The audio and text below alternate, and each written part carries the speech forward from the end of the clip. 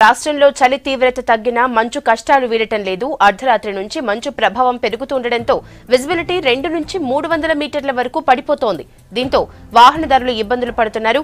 మరో 2 రోజుల పాటు రాష్ట్రంలో ఇదే పరిస్థితి కొనసాగుతుందంటున్న వాతావరణ శాఖ అధికారి రాజారావుతో హరిత ఫేస్ టు ఫేస్.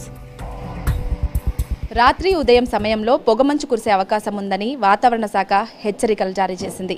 మరి పొగమంచు ఎన్ని రోజుల పాటు ఉంటుంది, ఎలాంటి జాగ్రత్తలు తీసుకోవాలి మనం తెలుసుకుందాం. మనతో పాటు వాతావరణ శాఖ అధికారి రాజారావు గారు ఉన్నారు. ఆయన అడిగి మరిన్ని విషయాలు తెలుసుకుందాం. సార్, ఒక 2 రోజుల నుంచి చూసుకున్నా కూడా ఉదయం 9 అయ్యేసరికి కూడా అసలు పొగమంచు నుంచి సూర్యుడు అయితే రాని పరిస్థితి. సో ఎట్లా ఉంది సార్? అంటే పొగమంచు ఎందుకు వస్తుంది అంటే సర్వసాధారణమే అంటారా చలికాలంలో? సో ఎన్ని రోజుల పాటు ఉంటుంది వచ్చిన పొగమంచు? మనకి ఈ సాధారణంగా పొగమంచు అనేది ఈ శీతాకాలంలో ఏర్పడడం, అంటే వింటర్ సీజన్లో ఏర్పడడం అనేది సర్వసాధారణంగా జరుగుతుంటుంది. కానీ మనకి అన్ని రోజులు ఈ పొగమంచు అనేది రాదు.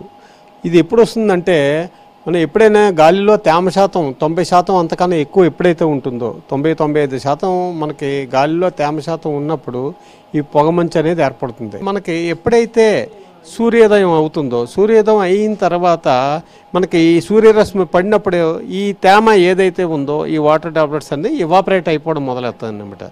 ఎంతవరకు చలి అంటే ఉష్ణోగ్రతలు ఎంత పడిపోయి చలి తీవ్రత ఎంత పెరుగుతాయి ఈ హెచ్చరికలు జారీ చేస్తారు? అంటే ఈ పొగమంచు కురవడం అనేది జరుగుతుంది సార్.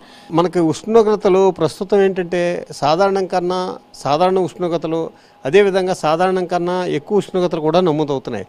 ఉదాహరణకు చూస్తే ఈ రోజు నమోదైన ఉష్ణోగ్రతలను పరిశీలిస్తే ఇటు 14 డిగ్రీల నుంచి 18 డిగ్రీల వరకు మనకి ఉష్ణోగ్రతలు రాత్రిపూట కనిష్ట ఉష్ణోగ్రతలు నమోదయ్యాయి.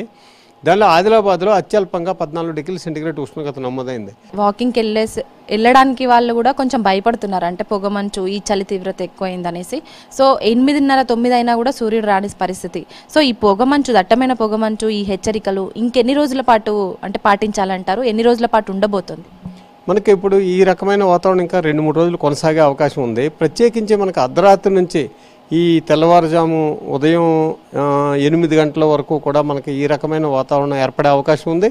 అంతేకాకుండా ఎప్పుడైతే ఈ పొగమంచు అనేది ఏర్పడుతుందో మనకి విజిబిలిటీ అనేది తగ్గిపోతుంది. ఈరోజు మనకు పరిశీలిస్తే దాదాపుగా 200-300 మీటర్లకు కూడా తగ్గిపోయింది విజిబిలిటీ అనేది.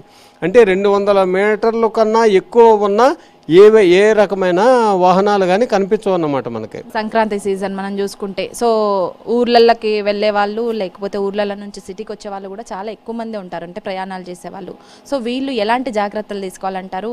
వృద్ధులు కావచ్చు, చిన్నపిల్లలు, వీళ్ళకి మీరు ఇచ్చే సజెషన్స్ ఏంటి? అంటే మనకి ఇప్పుడు ఈ పొగమంచు ఏర్పడుతున్న ఈ నేపథ్యంలో ఏంటంటే, సాధ్యమైనంత వరకు మనకి ఇప్పుడు ఈ అర్ధరాత్రి కానీ తెల్లవారుజాము కానీ మనకి ప్రయాణం, అంటే ఈ రోడ్డు ప్రయాణాలు, అంటే డ్రైవింగ్ చేయడం కానీ రోడ్డు ప్రయాణాలు చేయడం కానీ మానేయడం మంచిది. మనకి అత్యవసరం అయితే తప్పించి అత్యవసరమైనప్పుడు వెళ్లాల్సి వస్తే తగిన జాగ్రత్త చర్యలు ఏవైతే ఉంటాయో, అంటే వాహనాలకు ఏదైతే మనం పాటించాల్సిన నియమాలు ఏవైతే ఉంటాయో అలాంటివి నియమాలు పాటించి అప్పుడు వెళ్లాల్సి వస్తుంది అనమాట. సో ఓవరాల్గా వాతావరణ శాఖ సూచిస్తోంది 2-3 రోజుల పాటు ఇప్పుడు ఏదైతే 9 గంటల వరకు సూర్యుడు రాని పరిస్థితి ఏదైతే ఉందో పొగమంచు కారణం చేత, సో ఇలాంటి వాతావరణమే మరో 2-3 రోజుల పాటు ఉంటుందని హెచ్చరిస్తున్నారు. సో ఈ మారిన వాతావరణంతో మాత్రం ప్రయాణాలను, అంటే రాత్రిపూట ఉదయం సమయాల్లో ప్రయాణాలను మాత్రం వీలైనంత వరకు తగ్గించుకోవడం, అత్యవసర పరిస్థితులు అయితే తప్ప బయటికి రావద్దని సూచిస్తున్నారు. ఇది వాతావరణానికి సంబంధించిన, పొగమంచుకు సంబంధించిన ఇన్ఫర్మేషన్. కెమెరా పర్సన్ శ్రీకాంత్తో హరిత, V6 న్యూస్, హైదరాబాద్.